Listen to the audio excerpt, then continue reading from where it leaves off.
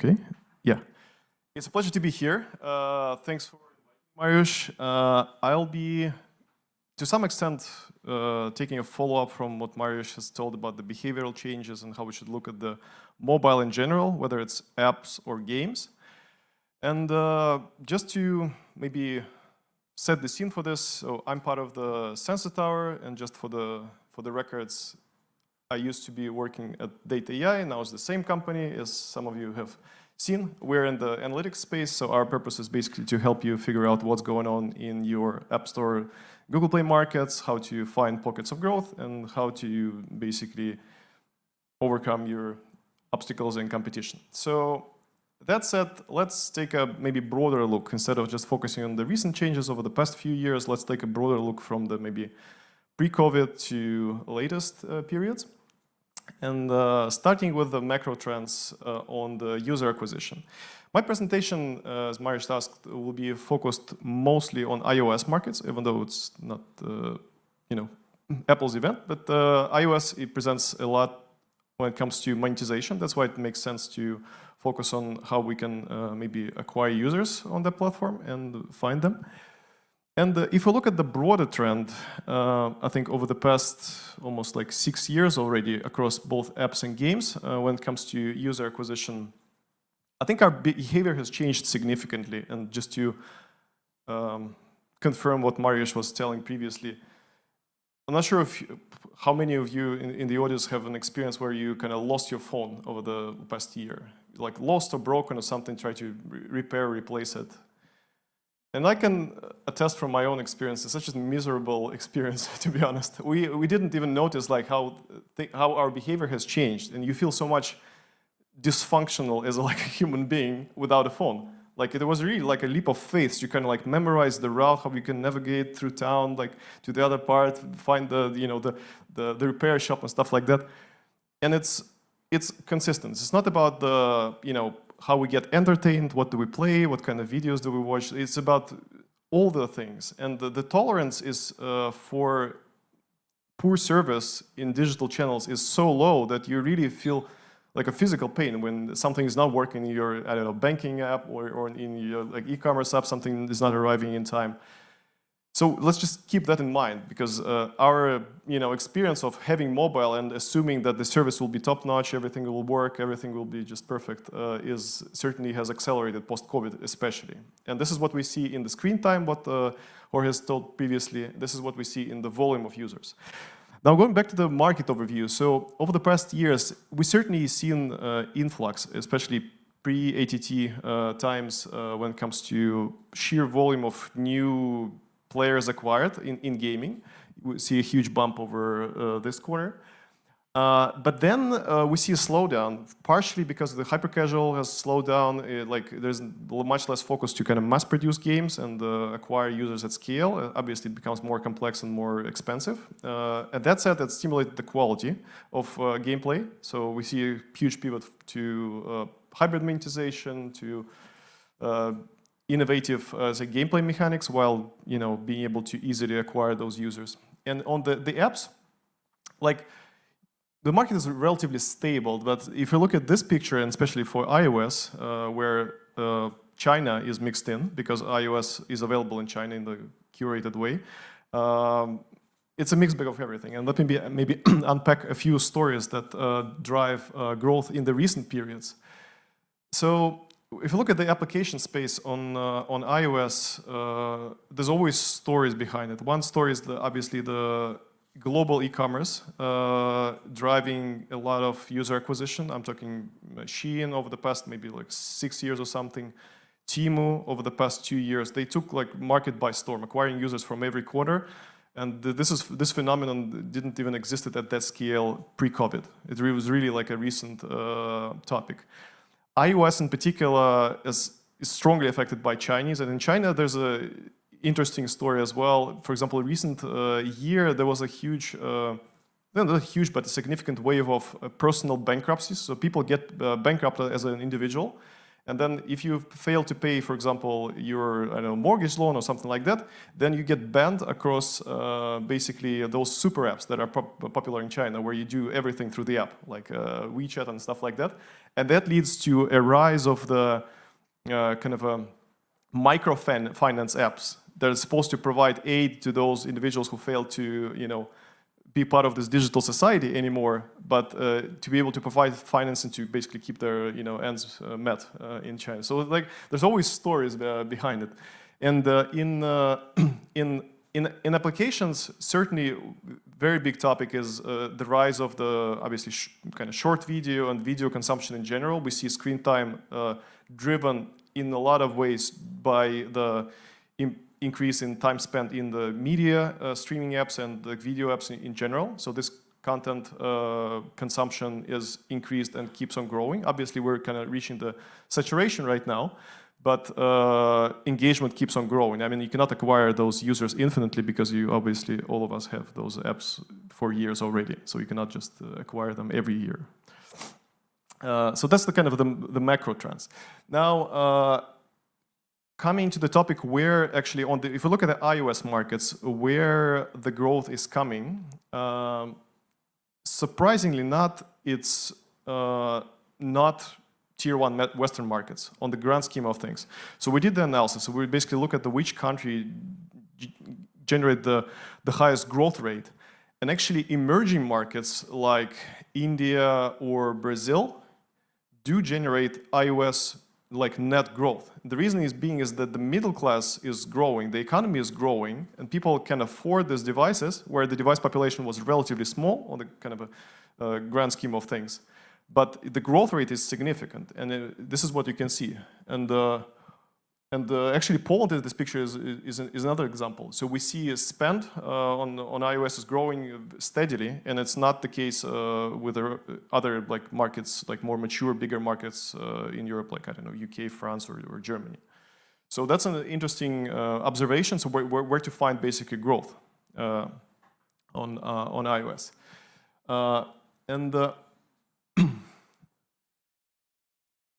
So from the consumer spend point of view, I think the big topic was emergence of in-app spend in video entertainment apps. And this is what drives the entertainment category, driving the application space. So previously we were talking about basically entertainment competing for playtime or screen time on the gaming apps. Now we're talking about entertainment in some extent competing with the wallet for the same individuals, because there's an alternative, right? You can play games, you can spend money in it, or you can really tip your favorite producer in your favorite social media platform. That's another way of being entertained. And that thing went mainstream, really. So we have to keep an eye on that, because the growth is very significant, as you can see. So app spend is projected to grow further. If we look at the forecast data, it's projected to grow. That we expected this trend to continue. But that's the main thing to keep in mind. And on the gaming side, yes, we see maybe a bit of decline if we look at the first quarter over the past 6 years. But probably the COVID and first year after COVID was a record high. It's really hard to kind of compare to those numbers, and we'll cover gaming a little bit deeper as we go in this presentation. Now, looking at the kind of a market saturation, I have several slides to look at the level of competitiveness in certain markets. So one way of looking at this would be by kind of a vintage year, if you wish. So like how much revenue do old games generate? And the revenue on iOS is probably where you have the most competition in principle, right? So because it takes time to develop a proper game that monetizes heavily, certainly. Like it's natural to expect old games to get more cut from the overall market share. But the trend is the following. So we see basically old games driving more and more revenue. And with the recent years, especially after COVID, with the additional focus on live ops, on some advanced monetization mechanics, the maturity of the monetization went up. And obviously, those who were able to benefit it the most are those with the audience that existed, before that.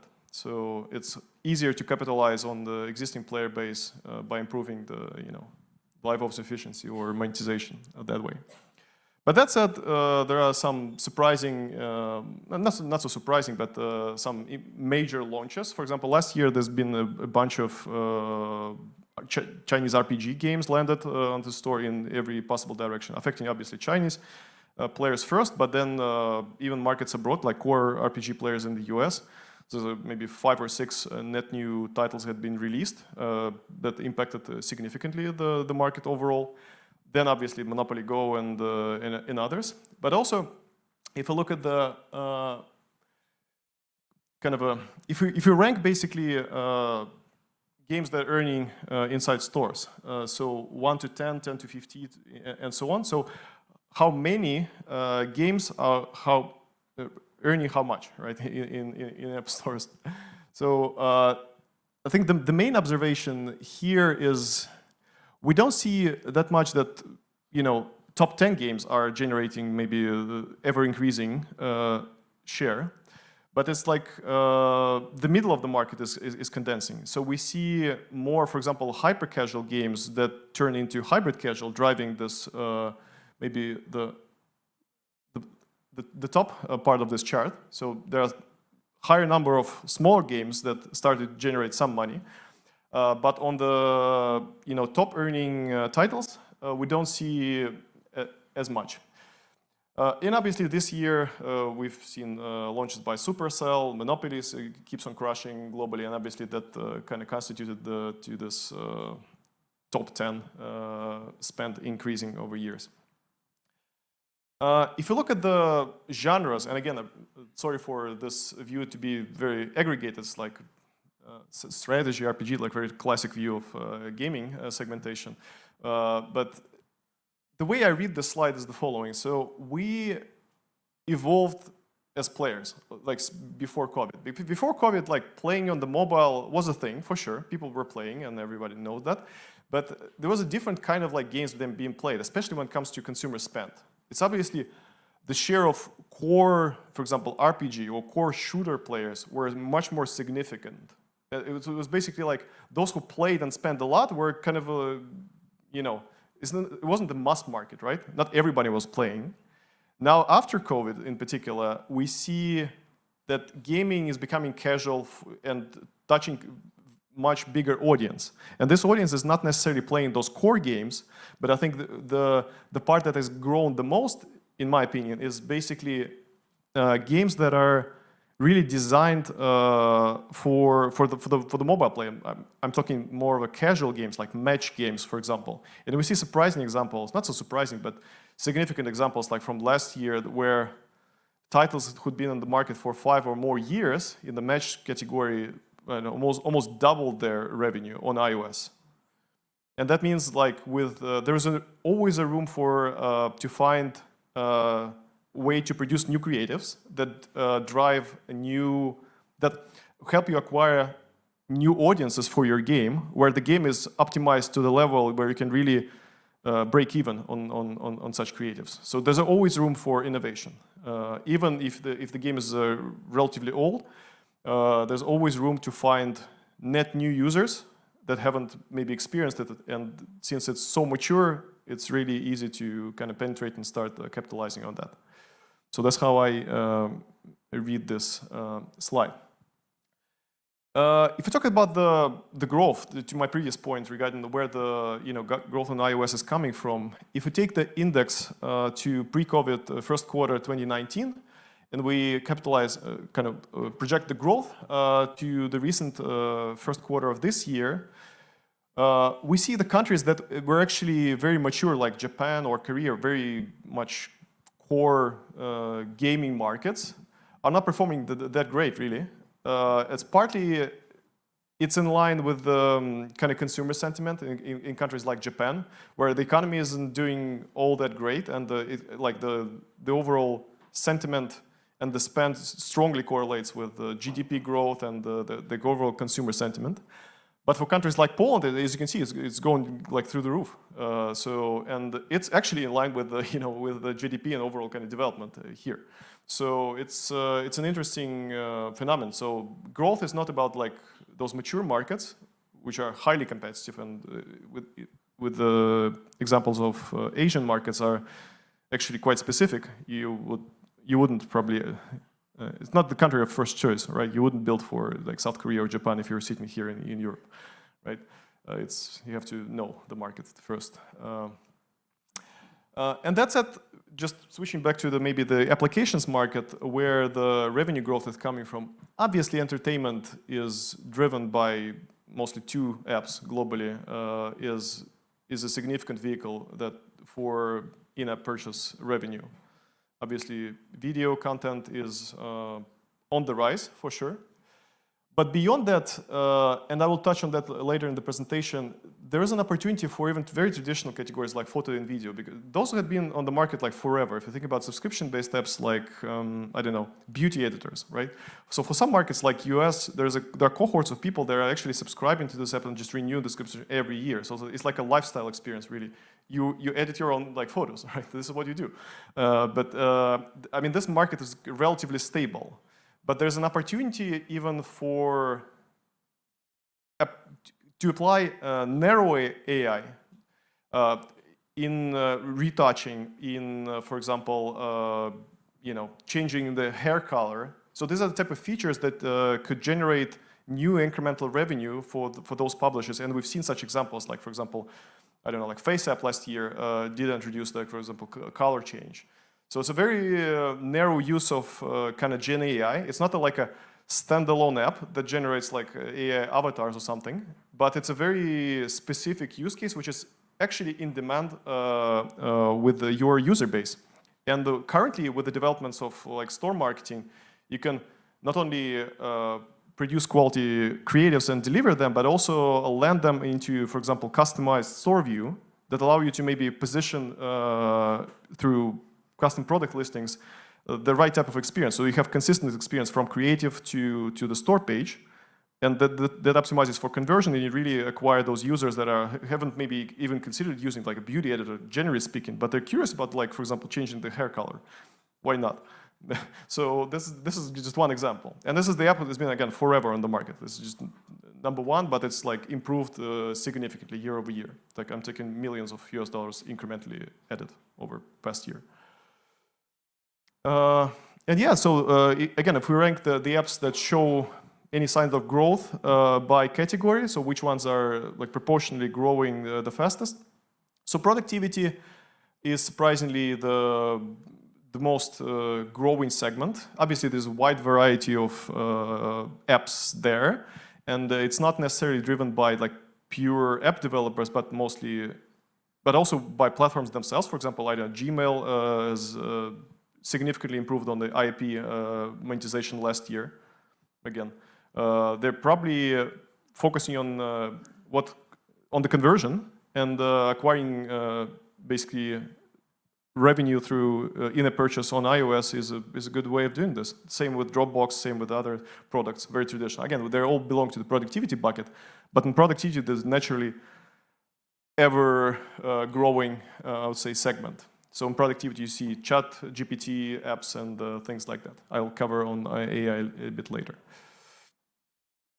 Yeah, so the same happening with the subscription-based apps. If we take, for example, fitness as a category,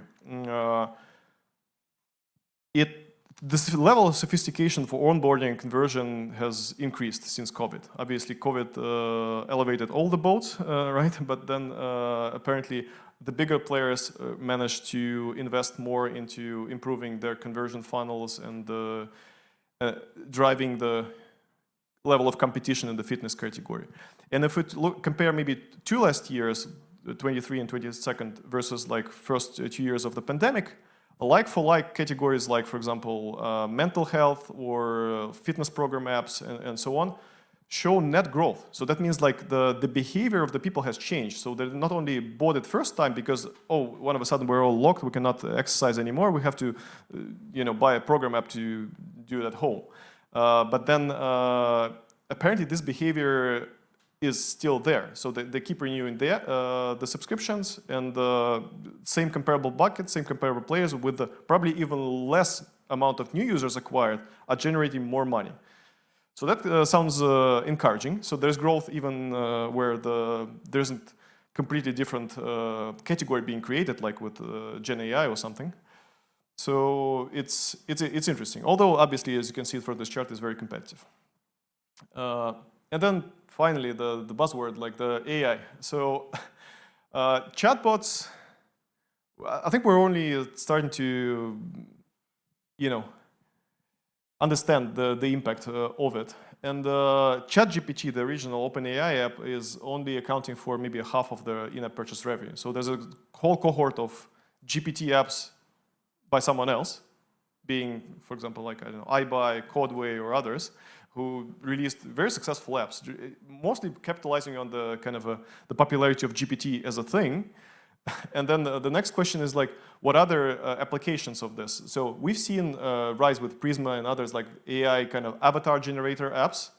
This bucket, if we combine all of such apps together, is relatively stable. I mean, nothing is really happening. It's not going through the roof. But I think the features from and the learnings from that are being ported over into bigger buckets, like, for example, beauty editors, like I mentioned previously. So it's certainly like a component of this AI art generator built into as a functionality, as a feature to the normal apps that is its own user base. So I think that this is where the immediate opportunity is. It's not necessarily like releasing yet another GPT app, but probably figuring out like how to position maybe Gen AI features to your existing audience. If you're running a subscription-based business, that's probably what the low-hanging fruit is. And yes, ChatGPT is a thing, kind of, some see it as an opportunity, some see it as threat, and it seems like it's capable of a lot of things, but I think there's a lot of business to be made really with your existing apps if you implement narrow AI properly. That said, just switching gears from games and subscription-based ads into more of a traditional business, because in the room we have not only those who earn money in stores, but also those who have apps as an extension of something else, right? Their existing business, whether it's betting, whether it's e-commerce, whether it's something else. And speaking of sports betting, specifically on iOS, I think the growth was largely attributed to the fact that Apple banned having this web apps on the Play Store early on. And I think we see the more and more traditional betting brands releasing native apps. And when you invest time to build proper native experience, you probably want to have an attribution, you want to pay attention to the creatives, you're ultimately funneling more users to the app. So it's kind of a self-propelling engine. So we see growth in user acquisition and in the number of apps being released in the betting category, which otherwise seem to be very traditional. And we also see that platforms are being more open as long as the app experience is regulated and the operator is licensed to have those apps in the app stores. So, and obviously, the whole sports category was hit probably one of the hardest, maybe with aviation, during the lockdowns and the COVID. But the recent, I would say, compelling event in the industry being like the World Cup generated a lot of net new users. As you can see, the growth spikes in the end of 2022, right in time for the World Cup. And live sport apps tend to grow engagement as well. I mean, not a lot of net new users acquired. The market is relatively stable with a dip in lockdowns, but then it stabilizes and just growing slowly. It's a very concentrated market. Not a lot of players globally, are present here. But the engagement is very stable, and in line with sports recovery, I think live score apps are doing good.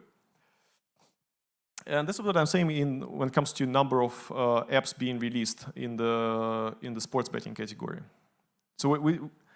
So more and more players are launching regional apps, regional bundles, and actually entering the market with even net new brands on top of maybe the classic franchise that they always run, just for the digital. And betting and RMG apps are different in shape and form by market. In some apps are the pure sportsbook. In some markets, they are more like hybrid, all-in-one kind of experience with a bit of sportsbook, a bit of casino, a bit of everything. So it's a different, interesting market. It's hard to kind of like summarize it together if we look at even European markets, because the regulation is very different, the popularity of the sport is very different by country. But that said, we'll try to compare, and we're going to be looking at this from the number of players that capture the market share. And apparently UK is being the most competitive market. So even though there are dominant players like Sky, for example, in the UK, Sky and others like generate less than half of the market in this country, while other markets, I purposely mentioned the countries where the sports in general is very popular. So UK is being surprisingly the most competitive. And now just the final segment I would like to cover today is the shopping category, shopping broadly, e-commerce and other subsegments. If you look at the past, again, 6 years almost, like we can see the growth in circular economy. So people are not only buying stuff first time, but are, especially in Europe, becoming more conscious when it comes to what happens when they're not enjoying their favorite T-shirt anymore. So resell apps, kind of secondhand in this example, is just probably not the best word, but like resell apps, let's call it this way, are on the rise. So people are certainly reusing a lot of things more and more, and we can see it growing pretty much since the lift of lockdowns. In general, when it comes to European markets, we see always growth in loyalty programs, and we can see this in food retail, for example. Every year we see more new users acquired, reaching the saturation. So everybody, like in the absence of, in the privacy first world, you cannot afford not to know your customer anymore. And having a loyalty app, even though you might not promote it as much as the paid channels, is almost like a must these days. And every like cashier has either like a physical guy asking you to scan your app, or like some QR code scanner attached to the cashier these days. So it's like the coverage in the number of purchases with loyalty program is record high, and everybody's investing in that experience. The innovation is up to the mechanics, how you engage this audience, and I think this is the next frontier. So because a lot of the players in the food retail, for example, has already acquired a lot of existing customers. The question is, are they using the app, yes or no? And how engaging is the app experience? What you can do with it, really. And obviously the elephant in the room is the e-commerce, where you can see from basically 2023, when Temu has entered a lot of places, Europe and other places. It just took the market by storm. Topping ad spend charts in both display and paid social and installs. So they're just acquiring a whole bunch of users and competing broadly with a lot of verticals, because it's an all-in-one kind of marketplace. You can really buy a lot of things, and the way they advertise is like product-driven. Obviously, it's like more kind of retail marketing type of approach, but it's really a phenomenon. So they basically, in 2 years, they managed to get to the same level where Shein was like in 5 years. And Shein was like a big thing in the past few years. Oh, wow, Shein is growing. Like Temu is growing like twice as fast. So it's interesting. The question is like if the engagement is there, and this is what we're gonna look into. So some selected markets, Temu, Shein engagement, and versus the number of users that they acquire. And as you can see, Shein is being on the market for longer. They've mastered the engagement better. So the time spent is disproportionately higher than the incremental number of new users acquired. But Temu is also on the rise. And if we look at the selected markets, we see Temu as really being the locomotive for growth in the recent periods. So is the case for UK market, so is the case for Germany, competing with the local classifieds and international classifieds and other marketplaces. And so is the case for Poland recently. So again, competing broadly against resale platforms and marketplaces. Yeah, so that was quite a broad presentation, obviously a bit higher than you would normally look into that, but I'm open to have any follow-up discussion. I'll be here for the full 2 days and happy to provide you in-depth insights for your particular kind of vertical. Yeah, thank you.